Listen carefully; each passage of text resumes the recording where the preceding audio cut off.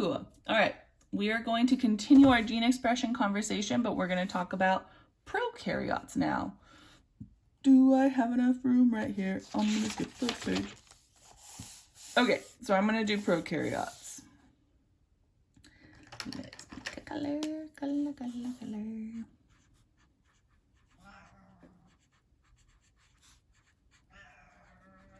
Okay. Oh, she's meowing. So if you remember, prokaryotes have circular DNA.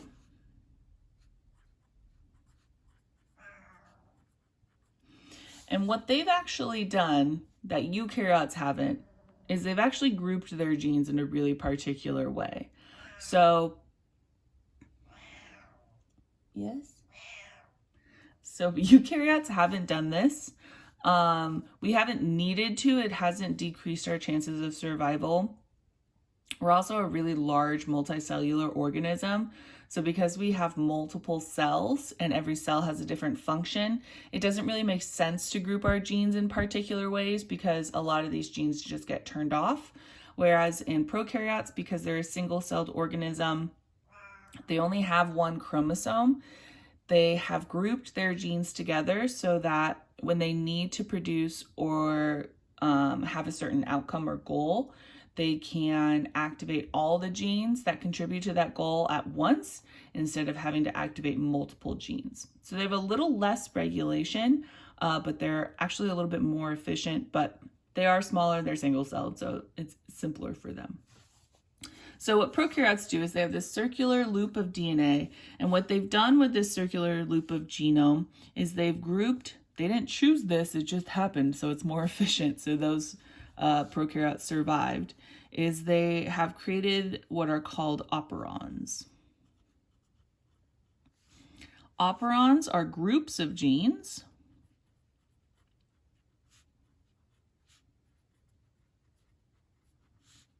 that are activated together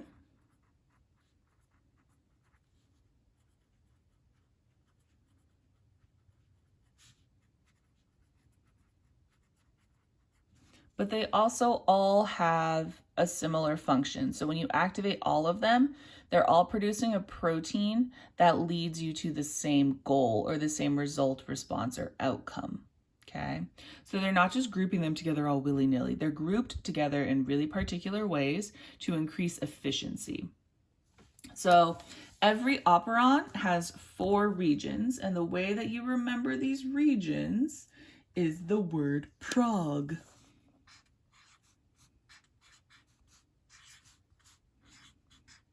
Prog. Cool. So what each of these stands for is P stands for our promoter region. So just like in our eukaryote, we have a promoter region. R stands for the repressor.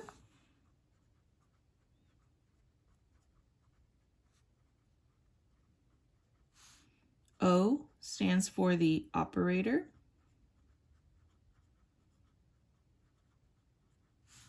And G stands for our genes. Okay, so everything I wrote down here, the promoter, the operator, the genes, these are all contained within the DNA. Okay, so this is our exons, and then these are 2 intron regions. The repressor is a separate protein that can bind or unbind from our strand of DNA. Okay, so this is all contained in the DNA. The repressor is a separate protein that can bind or unbind.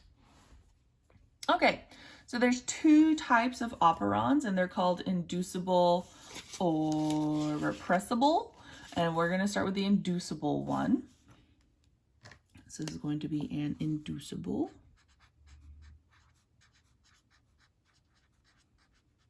Operon. Okay, and what an inducible operon is this an operon that's active or present, active or on in the presence of a particular molecule. So something will cause them to be turned off. A repressible operon is an operon that will be turned off in the presence of a particular molecule.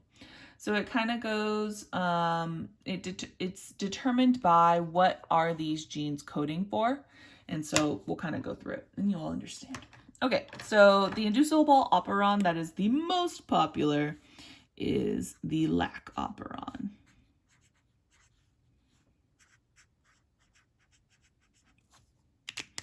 And this one hits home for a lot of us.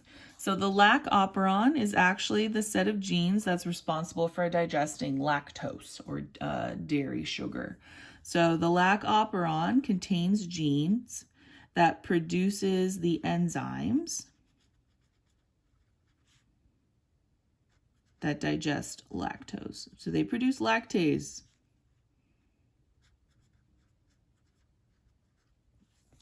Okay. So someone who is lactose intolerant, it's not actually due to our body cells, it's actually due to prokaryotic cells. So the bacteria in my gut, because I'm lactose intolerant, the bacteria in my gut have a non-functioning lac operon. So their operons do not work, meaning the bacteria in my gut never produce enzymes to digest lactose, so I don't digest lactose, okay? So those of you who are not lactose intolerant, your bacteria are producing or are activating their operons. They are producing these enzymes, okay? It was actually a mutation. So bacteria originally did not produce lactose. So me being lactose intolerant, that was actually the original trait.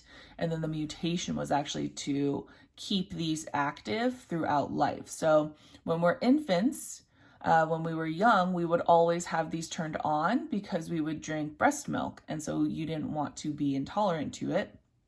And then once you reach a certain age, so it's usually in your like mid-20s to 30s, these operons actually get silenced, so they turn off. And the reason is because typically when our ancestors were older to that age, they didn't need these operons because they weren't ingesting any dairy, because they were mostly eating meats and vegetables and seeds and leaves and stuff like that.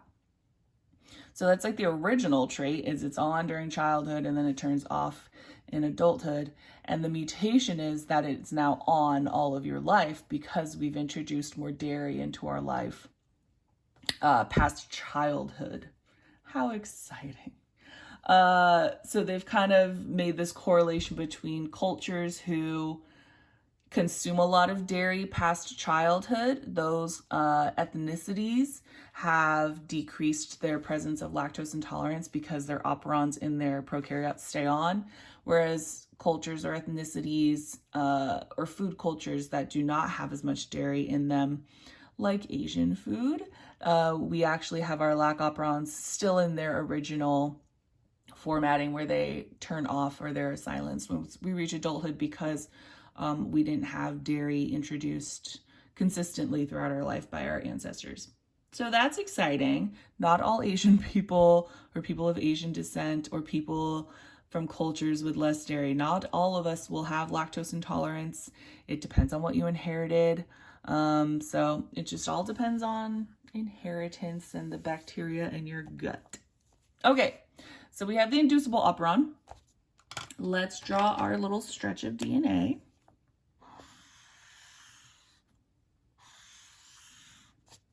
Okay, so we're gonna get all of our DNA regions here. So for the lac operon, you're gonna have, so draw it way upstream here. You're gonna have a really small promoter region. And then right next to it, we're actually gonna have a gene. And this gene is gonna be called LAC1.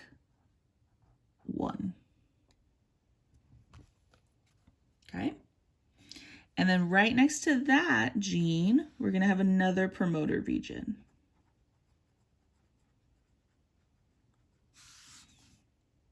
Wonderful.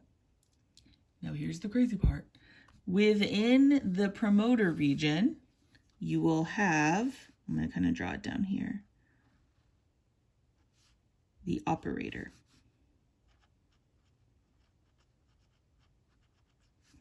So the promoter region encompasses the operator region. So my operator will be like this portion of my promoter region. Downstream of that, we're going to have our genes. So for the lac operon, it actually contains 3 genes. So you have LAC-Z, LAC-Y, and LAC-A. So each of these 3 produce either components of or enzymes that digest lactose. So they're all going to kind of all contribute some protein that helps in the digestion of this molecule right here. So if you think about that, I would only need to turn this gene on or turn on this operon if lactose is present. If there's no lactose in the environment of these bacteria, then there's no purpose of producing the enzymes that break down lactose. So that's what we say when we mean it's inducible. It is turned on in the presence of lactose.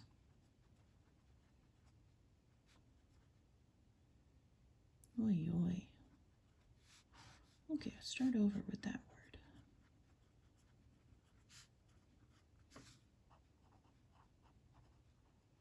So it's induced, turned on, activated when lactose is present. So that's what it means when it's inducible. So it's like ground state, its normal state, is it's just off. Okay, so unlike in eukaryotes, we don't really need to silence anything. It's just everything's off for inducible operons, and we can turn them on if the particular molecule, so for our purposes lactose, is present.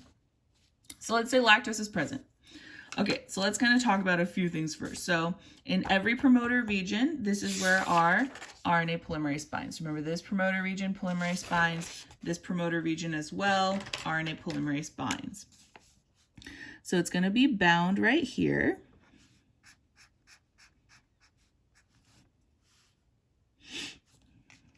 Let's make a little key. Okay, so this is my RNA polymerase.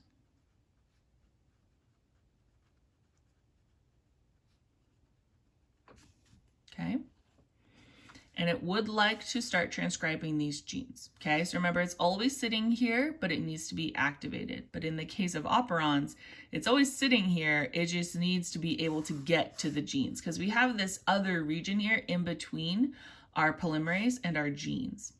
Okay, what binds here is our last component, our repressor. So the repressor is always bound to the operator region. And I usually just draw it as like a little, it looks like a Lego.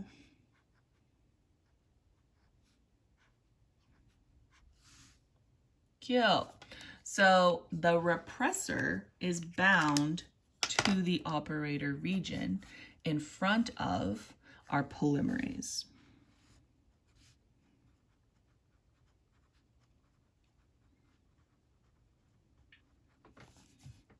Cute.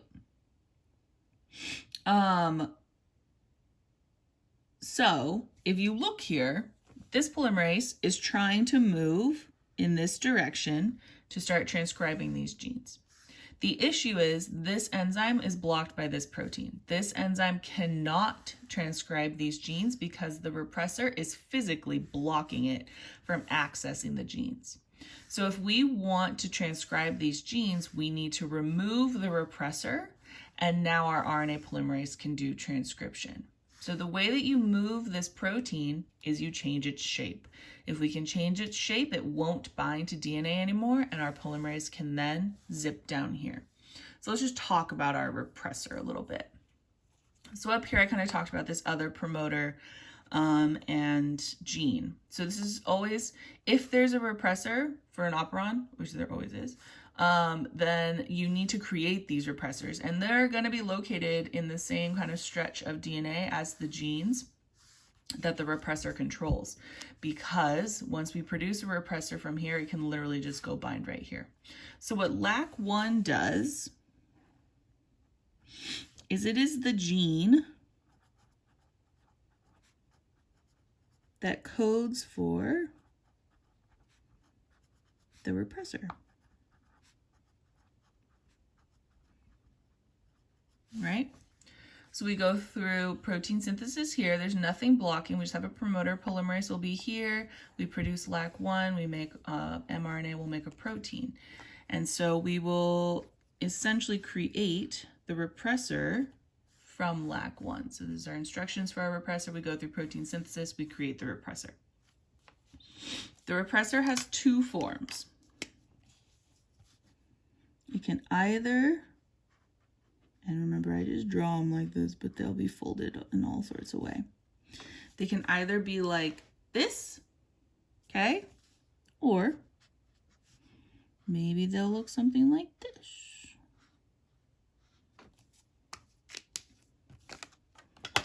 Okay.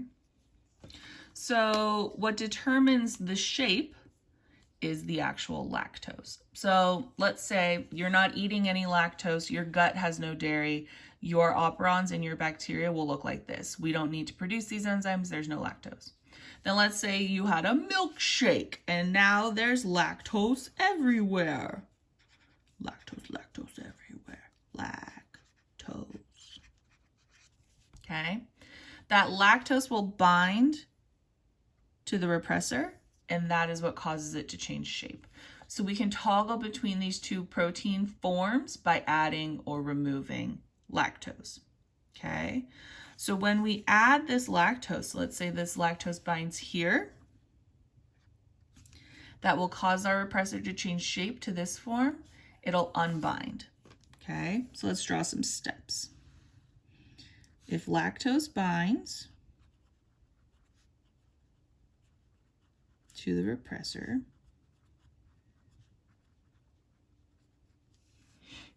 and I'll put a little 1 right there. Whoa, jiggly. That causes, should we use this same arrow? Sure, 2. So the lactose binds to the repressor will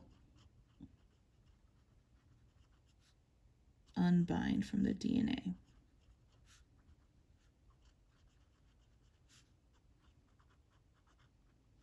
Okay. So now that we've unbound this repressor, this polymerase can just go down, zip through, and transcribe these 3 genes all at once. Okay, so now remember, an operon is grouping genes that have a common goal. So all 3 of these are aiding in some way to the digestion of lactose. So instead of having to activate each one separately, they activate each one together. It's more efficient. And so the bacteria that kind of created operons or had the mutation for operons in the first place were more efficient. They got energy faster, so they get energy, from breaking down the lactose, and that allowed them to outcompete their competitors. Okay, so let's make some notes. Because these lactoses bind to our repressor, we actually refer to them as co-repressors.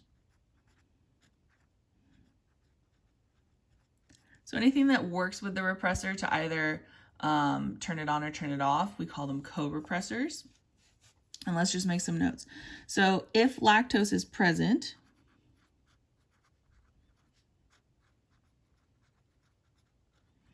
that means our operon is on. So in the presence of lactose, the co-repressor, it'll bind to the repressor. Repressor will unbind from the DNA. Polymerase is free to transcribe our genes. So we turn the operon on only when the lactose is present. So we induce it in the presence of lactose. Over here, when lactose is absent, our operon is off. Right, because you don't need to produce the enzymes to digest lactose if lactose is not present in the first place. Okay, the next type is called a repressible operon. So I'm going to actually just do this on the next page. So this is called, repressible.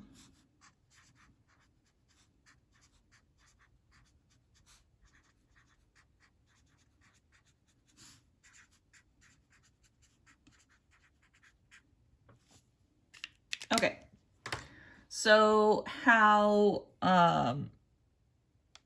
the lac operon is turned on in the presence of lactose. Repressible operons are turned off in the presence of a molecule. Okay, and the operon that is the most iconic repressible operon is called the trip operon. Leave a little space right here. So we're going to be drawing the trip operon.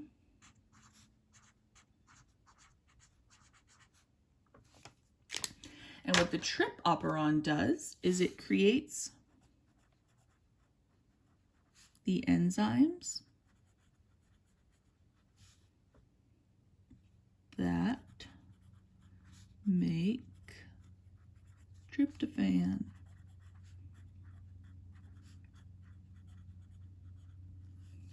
Cool.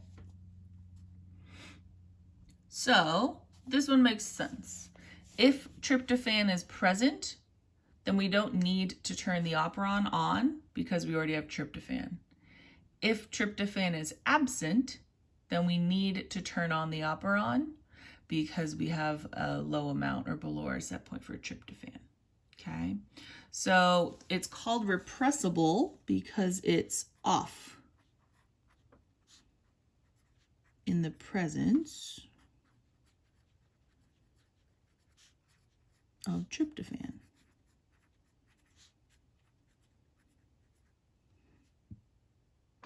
Okay, so the inducibles, they're on in the presence of their molecule. Repressibles are off in the presence of their molecule, but it's because their goals are different. With the trip operon, we're producing that molecule. In the lac operon, we're breaking down that molecule. So their goals are opposite of each other.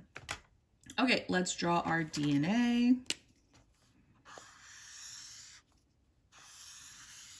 Okay, let's draw prog. So for this one, there is also a small promoter region here.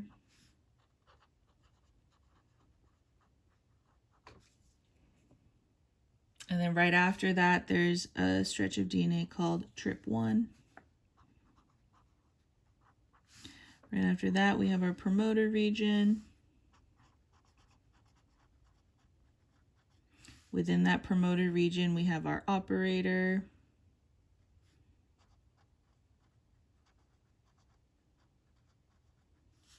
And then downstream of that, we have our genes. So for the trip operon, there's actually 5. So I'm just going to break this down into 5 segments. So they're referred to as trip E, trip D, trip C, trip B, trip A. So there are 5 genes that help produce the enzymes that will then create tryptophan. Okay, so same thing here. We have this region up here. So when TRIP1, this is the gene that codes for repressor. Okay, so the gene that creates our repressor for this operon is located directly upstream. We're going to be producing, we're going to have our RNA polymerase right here in our promoter region, ready to go. Okay, and so in the case of repressible operons, they're always on unless the molecule is present, then they turn off. Whereas in the lac operon, the inducible, they're always off unless the molecule is present, we turn it on. Okay, so it's like always off or turn it on, always on or turn it off. So it's just different ways of maintaining homeostasis and regulating your set points. Okay, this is RNA polymerase. Cool. So we're also going to have our repressor. We're not going to draw it on here yet. We're going to draw it down here. So this gene codes for our repressor. Our repressor can take 2 forms. Can look like this, or can look like this. Okay. It'll look like this second one if tryptophan is present. Okay.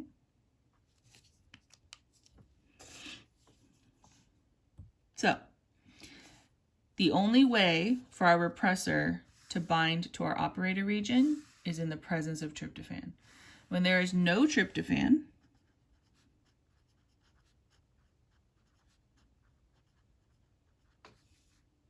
okay, or little tryptophan, that means we are having a repressor with this shape, and so it will not bind to our operator region.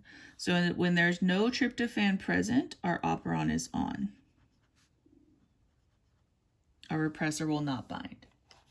When tryptophan is present, so tryptophan is a protein found in like white meat, poultry meat, so like turkey. It's the protein responsible for making you a little drowsy. So here's all my tryptophan. Also referred to as the co-repressor because it helps the repressor or changes the shape of the repressor. So the tryptophan will bind. That causes our repressor to change shape. Our repressor will then bind to our operator. Okay, so let's do our steps again. So we're going to have step 1, tryptophan binds to the repressor.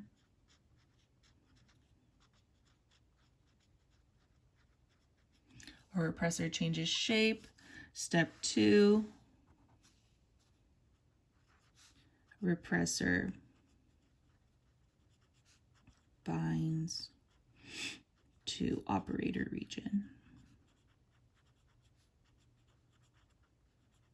Okay, so that repressor will end up being, we're just going to draw a little baby one right here with tryptophan bound to it. And now our polymerase is blocked. Okay, so now our repressor is here with tryptophan. Polymerase cannot reach our genes, so we can't transcribe and cause the production of more tryptophan, because that would be a positive feedback loop, right? So this one is maintaining homeostasis because we have our set point for tryptophan right here. We ate a bunch of meat, so we're above our set point for tryptophan. So we're going to turn off our operons, so they'll stop producing tryptophan and go back to our set point. Okay, same thing for lactose. Right? We have our set point for lactose. We eat a bunch of milk, drink milk. We produce the enzymes that degrade lactose. We go back to our set point for lactose. Okay, so both of these are just ways that bacteria are kind of helping us maintain our homeostasis. And what they're getting out of it is it's a symbiotic relationship, right? Like they're in our gut.